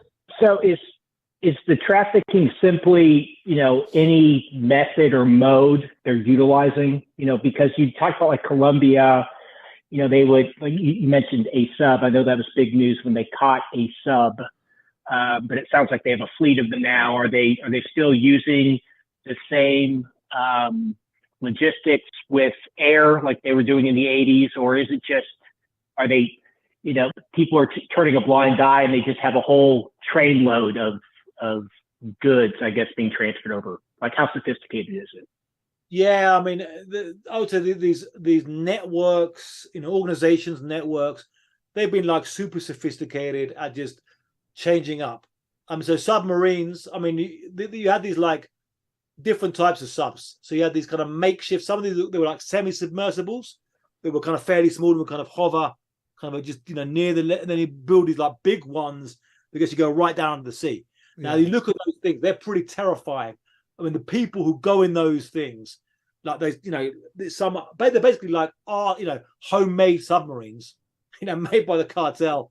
But hire some guys, make a submarine, bang it out, and then you go. That's pretty terrifying. Pay some guy to sit in the submarine and float. But they've actually got some transatlantic ones. They've actually gone right from South America all the way to Europe, bringing cocaine over there. That's crazy. Those must be pretty high tech to make that trek. I mean, high tech. I mean, there's still stuff often made. I mean, you're making submarines. It's pretty nuts. I guess you can't. I guess you can't like under the radar, even if you have the money for it. Go buy a submarine, like an old military sub that's like maybe not in use. I imagine that's hard to buy, like off the books. Pretty hard. You'd have to set up or kind of some dodgy, maybe some government of like Suriname could buy a submarine and then sell it to you. I pay somebody, president of Suriname, to buy your submarine. Anyways, caller, anything else? That's it. Thanks, guys. Cool. Cheers. Thanks for calling. Thanks much, man. Have a good night. We're gonna wrap this up very shortly. Thanks again for taking the time out to do this. I want to talk. So I saw a piece that you wrote about the border, and because the border. So I live in New York City.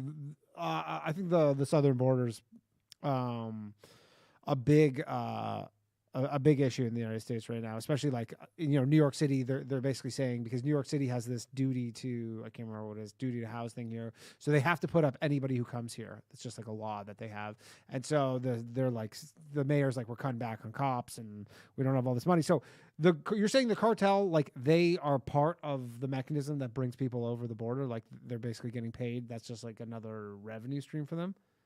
Absolutely, yeah. So basically, you look at the border. You had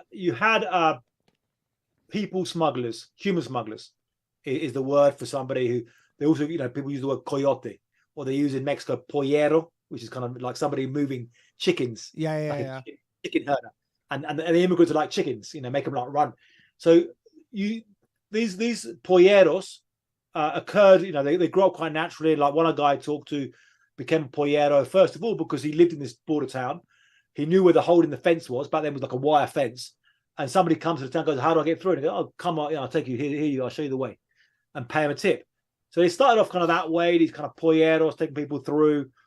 Then, I talked to a guy who's polleros back in the 80s when they'd be like driving people through the border at Tijuana for a couple of $100 a head, pay off the local police. This is that kind of stuff. Yeah. Then as the cartels, as the defenses got bigger, and this is one of the problems with a lot of this law enforcement, it's catch-22s. As the defenses got bigger, so like building sections of wall, radars, border patrol, it meant it got more difficult to take people through. So you start getting more sophisticated organizations, and the prices went up. Right. Because at the end of the day, probably for people to get to America is pretty. Yeah. So then it becomes a couple of $1,000 instead of a couple of $100. It's a couple of $1,000. And then they start making organizations that they get enough money in, and then you start setting people up on both sides of the border. And they become more sophisticated smuggling organizations. Then the cartels are like, well, we run this territory. So if you're smuggling people through here, you have to start paying us a percentage. And then the fee goes up even more because the cartel wants a share. And so that goes up. But then the cartels are like, okay, well, we're running this ourselves. We've got organizations. We've got guys who can so then it goes up and up. And so now you get like $10,000 to go over the border. Yeah. And it's like even the people who are just like walking over the southern border, like. Well, so yeah, so of like $10,000. Recently, I was down in Tijuana, and I went there, and I was like, find somebody. Now you might think, okay, I look like an American or whatever, but like they just see money. You could be Ukrainian. You could be Russian. Well, that's the thing, because there's lots of people coming over the border. You see them; they're not all Central, South American, Mexican. It could be Chinese. It could be Indian. They don't care. They're just like, okay. Oh. So the guy first was like, I didn't want to fuck around with the guy too much and pretend. My tactics as a journalist is off just mainly to say I'm a journalist. Yeah. So I was like a journalist, and so the guy's, oh fucking hell, I thought it was a customer. But I managed to get a few things. How much are you charging these days, and what are and it confirmed with what other people were saying. So it'd be like 10,000. It'd be like going in vehicles. You can pay even more to go through tunnels or on boats around the coast. People who just cross things, like cross the river, like say the river in the Rio Grande Valley, they'll still be like, pay us. If you're arriving here, we control this. You still got to pay us. Yeah. If you don't pay us, you're going to get a severe beating. It might even just be a fee. Now, they even had a thing where they'd say, well, we'll take you and just dump you on the other side of the border and you claim asylum. Right, because that's kind of the move. And so you had a piece, because a lot of people are worried about terrorists coming in, especially stuff that's going on in the world right now.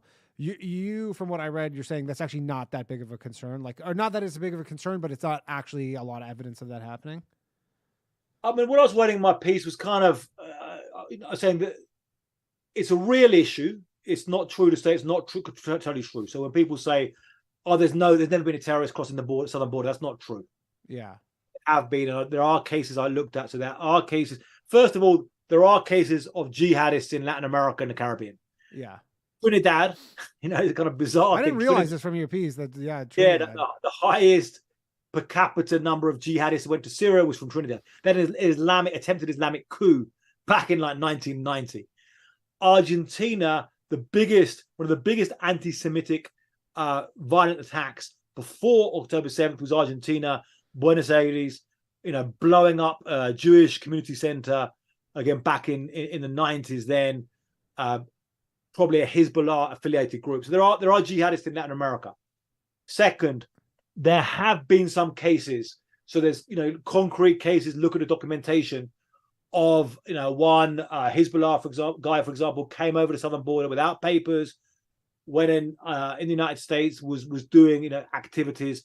So there are cases, but they've been relatively few. Yeah, there haven't been like huge numbers. Now it could happen. It could happen. There could be an attack, and it will turn out a big attack. New, and they will turn out the guy come over the southern border, because at the end of the day, if you pay, you can get over the southern border, and there's a lot of people. It seems like even if you don't pay, it seems like you can just walk over right now. Well, I mean, it's not quite as simple as that when you get down there. I mean, it's like, there's a lot of people coming in. Yeah, it's overwhelmed. The numbers. Like, everybody, like when you see like a video of just like a giant group of people walking over, like they've all paid. Well, yeah. So sometimes they'll be like. So what a lot of those videos are showing is sometimes we have big groups, like sometimes there'll be massive groups just walk over and just arrive at a thing, just hand themselves in and say, we want to claim asylum. Yeah. So one of the big issues. Yeah, I guess there's a differentiation, right? Because the people who claim asylum versus people who actually sneak in like undetected. So you want to sneak in, you want to go under the radar, and you don't want to get caught. Yeah. So a lot of the guys come in and saying, now, with the asylum claims, what's happened is you had, this idea of, if you're persecuted in your country, you can come to the United States, you can come to the UK, you can go and you can claim asylum. We signed the Refugee Convention after World War II, and it was relatively few people. Nowadays, it's happened a lot really the last 10 years. I've seen this kind of grow. You've got all people, and now the people are, in many cases, fleeing violence. I don't believe this line. Now they're all making this up. A lot of people I see these play. They're fleeing. They got shot in the legs. They survived attacks and so. But basically, the number's just so big. Yeah. So now you see like a backlog of like 1.5 million cases waiting in the courts. Yeah. Well, that's the thing in the U.S. now. Like essentially the loophole is they're like it could take 7-8 years. 8 years, a decade. For their case to be seen, you're like, I'd rather live in America than. And while they're waiting, more are coming in, so the case is getting bigger and bigger. Yeah. So then it gets to a debate: is what do you do about that? Now, I think what Biden is doing right now. Now, people say, "Oh, Biden is letting everyone in." Actually, Biden is trying to kind of appease both sides on this, but in a way, his government actually tries to act aggressively. It tries to say, "No, you can't get asylum." I know it's a bit all over the place. It's all over the place on this. But I think long term, I guess the US will move to change. I think a lot of countries will change the asylum laws. Yeah, I guess. I mean, it seems like they'll almost like the thing with New York City is New York City, obviously, they're like, we're a sanctuary city, and they pride themselves on welcoming all these things, but then they're like, okay, well, you only have so much money. They're like, I've been talking about this, but they're like closing libraries here on Sundays because they're like, we're so overwhelmed, and they're like, it's not our fault. We didn't, so. All right. Yeah. Go ahead. No, it's interesting that New York. Now, how much do you think? Obviously, New York's considered a very liberal place, and a lot of the counties next to the border were the ones which are suddenly becoming more conservative. So it's interesting. Your counties on the border with Mexico and Texas that are like 90% Hispanic. Yeah, and they're voting Republican, right? Because they probably they're already there. The thing with New York specifically that's screwing them over is they have, and it's due for the homeless, specifically to address the homeless situation here. Is they have a rule where you have to. It's called like duty to house, and they have to put you up in like they have to give you accommodations. Like you can't be forced to sleep on the streets in New York City. But they never thought that this was going to apply to a migrant situation. So that's essentially the issue, because I don't think any other city in the United States has this specific thing where they have to put you up like this. So they're just like New York City is in its own specific issue, because in other cities they would just say, hey, like, we're sorry, like try another city where we don't have any beds left in our shelters. So it's interesting in New York, you have like, I don't know, I saw some images of the Democratic mayor and number two and stuff suddenly flipping and suddenly saying, no, actually we can't have all these people arriving. It's going to destroy New York City. What would you say is your sense of the general population of New York on this issue? Are they starting to suddenly say? I think everybody's, New York City is a very like, a mishmash of people from all over the world. And like, I won't say like, it's not like noticeable. You're not like, oh my God, there's so many like asylum refugees here. Like you don't tell, but I think when the city starts saying like, hey, we have to cut back on police, like we literally cannot afford like the same amount of police we had last year. Then I think, cause crime is slightly elevated here. It's not crazy or anything, but I think people will start noticing then when like stuff gets starting, like, get cut back on social services, things like that. But otherwise, I mean, it's been fine. It's not like it's been unnoticeable for the most part, so, but again, like I've always said this too, I don't blame any of those people. Like if I was in their situation and I could just walk over the border and go to New York City, like, I mean, like when you get down and talk to, like I did a lot of work covering this immigration stuff and over the years, but like when you get down and just spend a bit of time, you find a lot of heartbreaking stories. Oh, I bet. Yeah, I mean, like people who have come with nothing and left violent situations, and there are, I mean, just here in Mexico City, I mean, there's huge numbers coming through Mexico right now. And the people from Venezuela, Haiti, Jamaica. Like, does Mexico have an issue with people from, like, is there a similar conversation in Mexico about people from other countries who don't necessarily want to go to the U.S.? They're happy just like, because Mexico City is a very modern, like. Well, yeah. So I mean, generally, a lot of people, you leave Venezuela and you think, my dream is to go to the United States. Yeah. Rather than go to Mexico. But then some of them will come here and, okay, actually, we can still make it, because Venezuela is terrible. Yeah. Venezuela is a disaster. So I'm making it. Now, starts to be here a bit of resentment among people in Mexico. So I say, oh, like all this, now the border, what are we doing? Why is our southern border open? Mexican southern border open. Right, like you guys have your own, you look exact same thing, yeah. Suddenly get these kind of flipping stuff. There'll be like migrant hostels, and suddenly be like some neighbors going, oh, everyone from there, they're all like, taking shits in our neighborhood, and we've got to get them out and clean them out of here. And so suddenly, it'll become, here you suddenly get resentment. Now, it's it's mixed, and it's still kind of fairly small numbers overall in the country of immigrants compared to the size of the country, but you start to get reactions like that as well. But yeah, it's crazy. I mean, and I don't know, it's going to carry on. Maybe the numbers will die down. I don't know. Maybe they're up now, they'll die down, or maybe they're just going to keep on getting bigger. I don't know. Yeah, like I wonder if the asylum, if the U.S. figures out their asylum issue, do all those people just to say, well, I guess we'll stay in. I don't know what the asylum laws are in Mexico, but maybe they're like, we'll stay. Yeah. So right now they're being pretty generous about giving them. So there's a lot of people have got. I mean, big numbers or bigger numbers have got asylum here. And again, the US, we'll see how they do. I mean, one thing they're trying to do is that the Biden administration is trying to do this. So you see activists on the kind of idea of, there should be no borders or basically any of these clampdowns are bad, or who just simply believe that America should give the right to everyone to have asylum, will criticize the Biden administration, saying actually the Biden administration is trying to hit these guys and not let them go. What I find on the border is just chaotic situation. Yeah. No one seems to know what's going on. It seems to be like you get like I interviewed one guy actually in El Paso, but this guy had a funny situation where he'd sneaked over the border. He got to Juarez, tried to apply, couldn't apply for ages. Like the thing didn't work, so he sneaked over, got arrested, got driven to San Diego, got thrown down to Tijuana. Got a bus back to Juarez, came over, got it, and then he basically does it again. He goes like, "I'll just try." But it was kind of the whole system was just chaotic. It was like it wasn't even. It was just like all over the place. Yeah. That's wild. All right, we're gonna wrap this up. Tell people where they can find you. Where's the best place that they can? Yeah.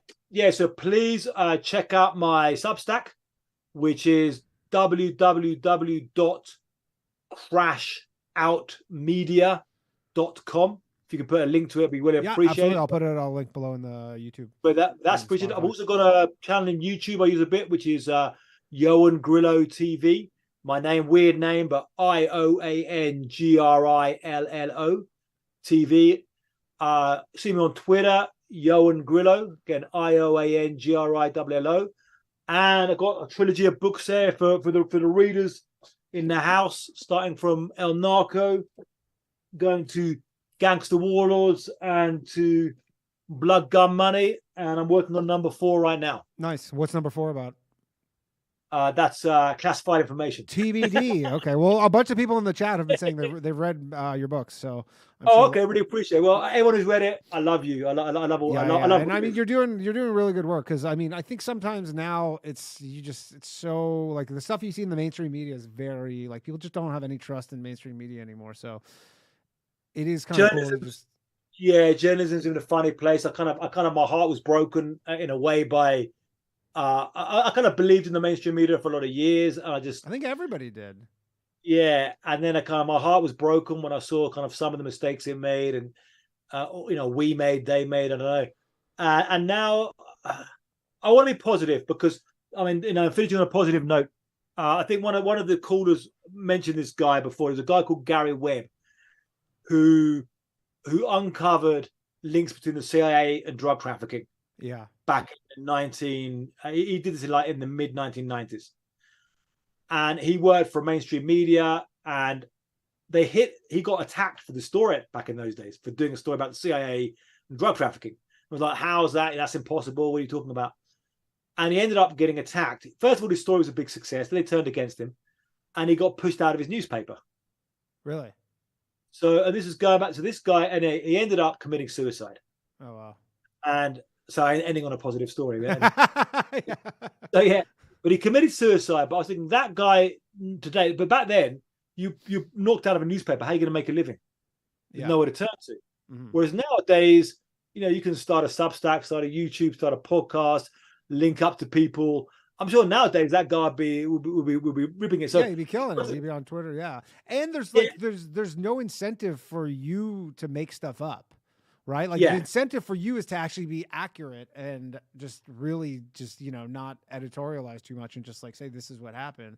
Whereas now there's like the incentives are kind of misaligned, I think, in terms of like. Yeah, I mean, well, I guess though we're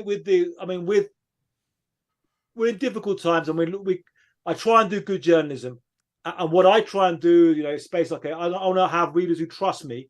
So if they're subscribing to my newsletter, I build up a trust with them.